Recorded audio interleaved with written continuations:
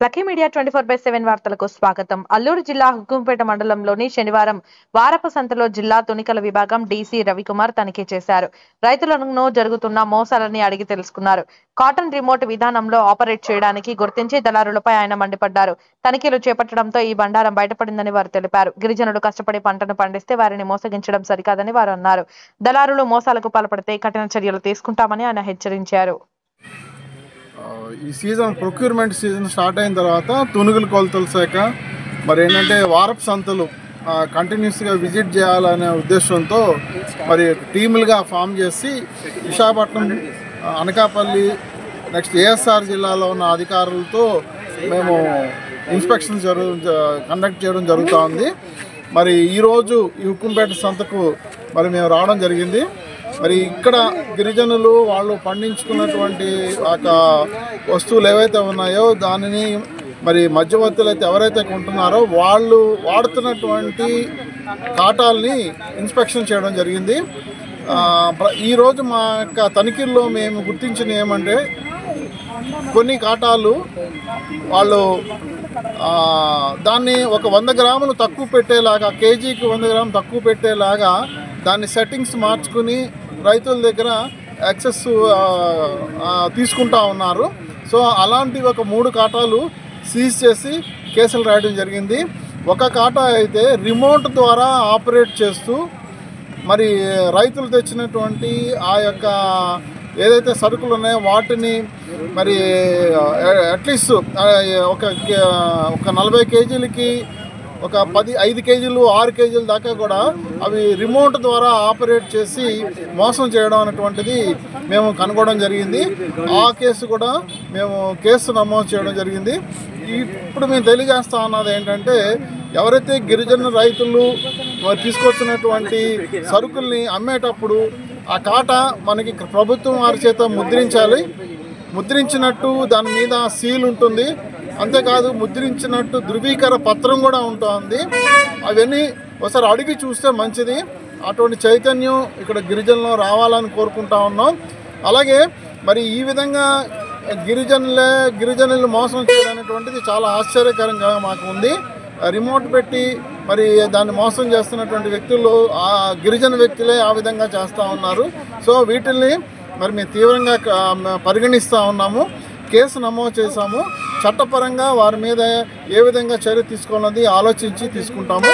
ఇక ముందు కూడా మిగిలిన సంతల్లో కూడా మళ్ళా మిగిలిన రోజుల్లో కూడా మీ సంతలు విజిట్ చేయడం జరుగుతుంది. ఏదైనా తునికల కొలతల్లో ఏదైనా మోసాలు కనుక మీరు గమనిస్తే కనుక మరి మా టోల్ ఫ్రీ నెంబర్ 1967 అనేటువంటి దానికి మీరు ఇన్ఫామ్ చేసినట్లయితే అది మాకు కూడా ఇన్ఫర్మేషన్ వస్తుంది. మేము కూడా చర్య తీసుకోవడానికి అవకాశం ఉంటుంది. అలా కాదు సార్, మరి దీనిపై ఏమైనా ఇక్కడ స్థానిక జిల్లా అధికారులకు ఏమైనా తెలియజేస్తారా? అదే ఇక్కడ ఉన్నటువంటి కొంతమంది రైతులు నా దృష్టికి తీసుకొచ్చినటువంటి విషయం ఏంటంటే ఈ మధ్యవర్తులు దళారులు కొనడం కంటే మార్కెట్ కమిటీ యొక్క ఆధ్వర్యంలో ఒక 4-5 కౌంటర్లాగా పెట్టి అక్కడ ఆ కౌంటర్లో వాళ్ళు రైతు తీసుకొచ్చినటువంటి సరుకుల్ని చూసి ఒక కాటా ఒక స్లిప్ ఇస్తే ఎన్ని కేజీలు అనేటువంటిది దాన్ని పట్టుకెళ్ళి వాళ్ళు మధ్యవర్తుల దగ్గర అమ్ముకుంటే మేము మోసపోకుండా ఉంటాం అనేటువంటిది కొంతమంది గిరిజన రైతులు నా దగ్గర వాళ్ళు తెలియజేశారు.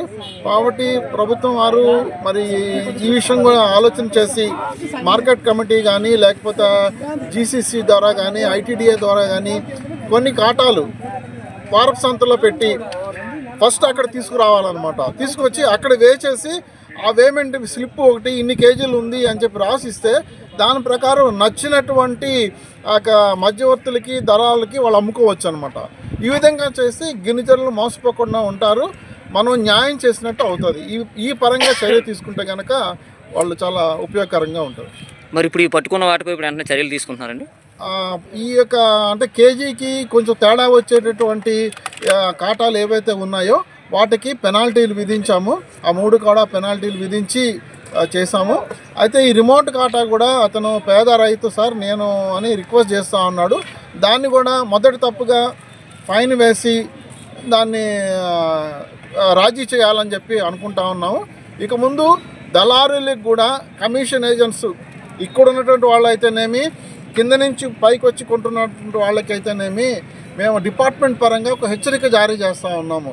ఈ విధంగా రైతుల్ని రిమోట్ల ద్వారా మోసం చేస్తే ఇక ముందు సంతల్లో జరిగినటువంటి వాటిని ఎట్టి పరిస్థితుల్లో ఇలాగ రాజీ రుసుము వసూలు చేసి కేసు క్లోజ్ చేయకుండా కోర్టులో ప్రొడ్యూస్ చేసి దానికి మరి జైలు శిక్ష అనేటువంటి శిక్ష ఉంటుంది. కాబట్టి ఆ దిశగా మేము ఇక ముందు ప్రయత్నం చేస్తాము. కాబట్టి దళారీలు ఎవరైతే కొంటా ఉన్నారో ఇలాంటి రిమోట్లు పెట్టి తూనిక బరువుని వ్యత్యాసాన్ని మార్చేటటువంటి వాటిని ఎట్టి పరిస్థితుల్లోని కూడా అలౌ చేయము. వాళ్ళ మీద కఠినమైన చర్యలు ఇక ముందు కూడా తీసుకుంటామని తెలియజేస్తా ఉన్నాను.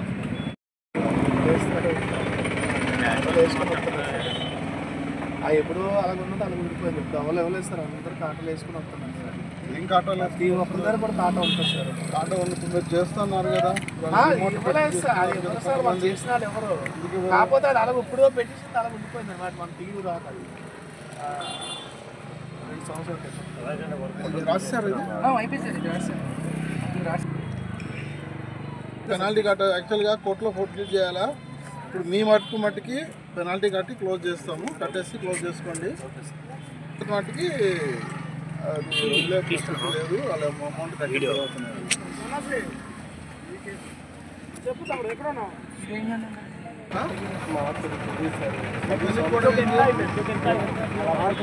ఇక్కడ నేను వచ్చిన తర్వాత చాలా మంది అనుకున్నాను ఇక్కడ ఎవరెవరు రిమోట్ కడుతున్నారు అనేది నాకు కొంతమంది పేర్లు ఇచ్చారు. కొంతమంది ఫోటోలు కూడా నేను తీసుకున్నాను. రిమోట్ పెడితే జైలు శిక్ష పడుతుంది.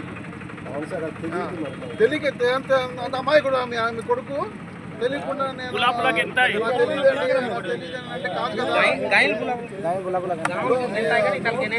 కనపడుతున్నావు. నువ్వు మీ వాళ్ళని మోసం చేయొచ్చా చెప్పు? మరి అంతే కదా. ఏం తెలియనప్పుడు చేసేది మీరే మోసం చేసుకుంటే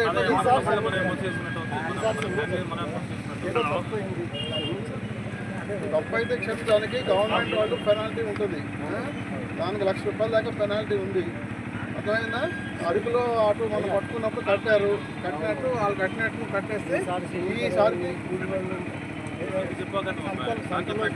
ఇవన్నీ వద్దు. ఒకటే పెనాల్టీ కట్టి క్లోజ్ చేసుకుంటే ఫస్ట్ సారిగా అవుతుంది. ఇంకోసారి వస్తాను మళ్ళీ ఇంకో సంతకు వచ్చి మళ్ళీ దొరికారు అనుకో, నువ్వు ఎంత కట్టించినా కట్టించుకోము. మొదటి తప్పుగా పెనాల్టీ కట్టించే అవకాశం ఉంది. కాబట్టి కాంపౌండబుల్ ఆఫెన్స్ కాబట్టి అది మేము చేస్తాము. అర్థమైందా? ఈసారి మాకు డబ్బులు కడితే చదివించుకోవాలి.